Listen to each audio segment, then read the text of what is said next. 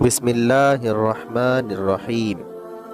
شروع کرتا ہوں اللہ کے نام سے جو بڑا مہربان نہایت رحم والا ہے۔ 11 نومبر، ہندوستان کے عظیم سیاسی و ملی رہنما، بے باک صحافی و ادیب، لاجواب شاعر و نثر و نگار، بہترین عالم دین و مفسر قرآن، رہنمائے اعظم اور عبقری شخصیت مولانا عبدالکلام آزاد کا یوم ولادت ہے۔ مولانا آزاد رحمۃ اللہ علیہ 11 نومبر 1988 کو مکہ مکرمہ کی مقدس سرزمین پر پیدا ہوئے اور 69 سال کی عمر میں 22 فروری 1958 کو اس دنیا سے رخصت ہوئے۔ مولانا کی یوم ولادت کو تعلیم دین کے طور پر بھی منایا جاتا ہے۔ مولانا ابوالکلام آزاد کا اصل نام محی الدین احمد تھا۔ ان کے والد محترم محمد خیر الدین انہیں فیروز بخت کہہ کر پکارا کرتے تھے۔ مولانا کی والدہ کا تعلق مدینے سے تھا۔ سلسلہ نسب شیخ جمال الدین سے ملتا ہے جو اکبر اعظم کے عہدے میں ہندوستان آئے اور یہیں ہو کر رہ گئے۔ 1857 میں جنگ آزادی کے دوران مولانا آزاد کے والد محترم کو ہندوستان سے ہجرت کرنا پڑی اور وہ کئی سال عرب میں مقیم رہے۔ مولانا کا بچپن مکہ معظمہ میں اور مدینہ منورہ میں گزرا۔ ابتدائی تعلیم والد محترم سے حاصل کی، پھر جامعہ ازہر مصر چلے گئے۔ 14 سال کی عمر میں علوم مشرقی کا تمام نصاب مکمل کر لیا تھا۔ مولانا کی ذہانت کا اندازہ اس بات سے بھی ہوتا ہے کہ انہوں نے صرف 15 سال کی عمر میں لسان الصدق نامی ماہنامہ اخبار جاری کیا، جس کی تعریف مولانا الطاف حسین حالی نے بھی کی ہے۔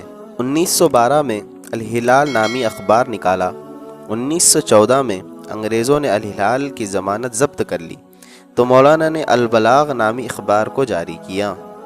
مولانا بیک وقت عمدہ انشاء پرداز، جادو بیان خطیب، بے مثال و بے باک صحافی اور ایک بہترین منفرد مفسر قرآن تھے۔ آپ آزاد ہندوستان کے پہلے وزیر تعلیم بنے اور تا حیات اس عہدے پر فائز رہے۔ 1920 میں دہلی میں مولانا کی گاندھی جی سے پہلی ملاقات ہوئی، جن کی قیادت میں تحریک عدم تعاون میں حصہ لینے کی پاداش میں انہیں گرفتار کر لیا گیا اور 2 سال قید کی سزا ہوئی۔ ستمبر 1923 میں انڈین نیشنل کانگریس کے اجلاس منعقدہ دہلی کے صدر منتخب ہوئے اور پھر 1930 میں کانگریس کے قائم مقام صدر کی حیثیت سے منتخب کیے جانے کے بعد گرفتار کر لیے گئے اور 1932 تک جیل ہی میں مقید رہے اور اس کے بعد 1937 میں کانگریس پارلیمنٹری ضمنی کمیٹی کے ممبر ہوئے اور 1940 میں کانگریس کے صدر چنے گئے۔ 1946 تک اس عہدے پر فائز رہے۔ کانگریس پارٹی میں مولانا کا جو مقام و مرتبہ تھا وہ اور کسی کو حاصل نہ ہوا۔ ان کے رعب اور دبدبے کا یہ عالم تھا کہ اچھے اچھوں کا پتا ان کے آگے پانی ہو جاتا تھا۔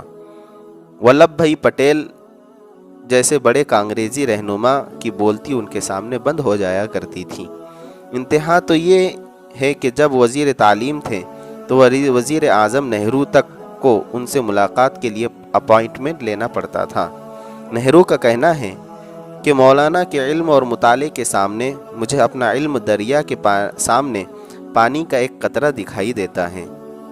عبدالرزاق ملیح آبادی نے لکھا ہے کہ ایک دن ایسا ہوا کہ کوئی 5 بجے شام گاندھی جی اچانک آ پہنچے۔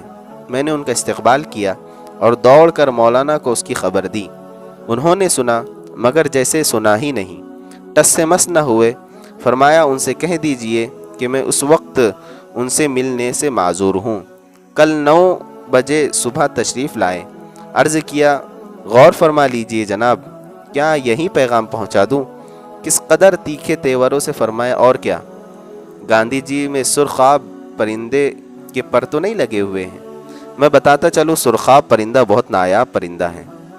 مولانا آزاد کی ہمہ جہت طلسماتی شخصیت کا احاطہ کرنا ناممکنات میں سے شامل ہے۔ وہ تحریر و تقریر دونوں کے لحاظ سے اپنی مثال آپ تھے۔ حکمت و دانائی، سیاست سیاسی تدبر، دور اندیشی، دینی و دنیاوی معاملات میں یکسائی، دسترس، علم و ادب میں مہارت و کمال، زبردست قائدانہ صلاحیت، ان تمام خوبیوں کا امتزاج مولانا کی شخصیت خاصہ ہے جو ہمارے آج کے رہنما میں خال خال نظر آتا ہے۔ ان کی یادداشت کا عالم یہ تھا کہ ہزارہا اشعار انہیں زبانی یاد تھے۔ ان کی بے مثال شخصیت قدیم و جدید اقتدار کا حسین سنگم تھی۔ بصیرت کے اعتبار سے بھی مولانا کا کوئی ہمسر و ثانی نہ تھا۔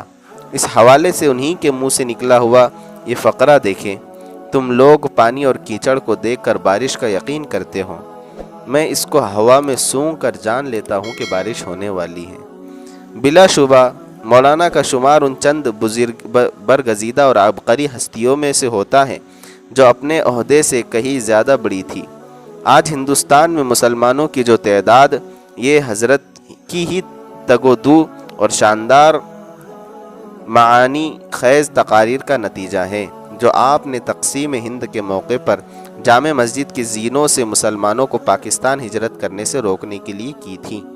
مولانا آزاد کے بعد ہندوستانی مسلمانوں کو ایسی قیادت نصیب نہیں ہوئی جو مسلمانوں کو صحیح رہنمائی اور نمائندگی کر سکے۔ اللہ مولانا عبدالکلام آزاد رحمۃ اللہ علیہ کو جنت الفردوس میں اعلیٰ سے اعلیٰ مقام نصیب فرمائے، آمین۔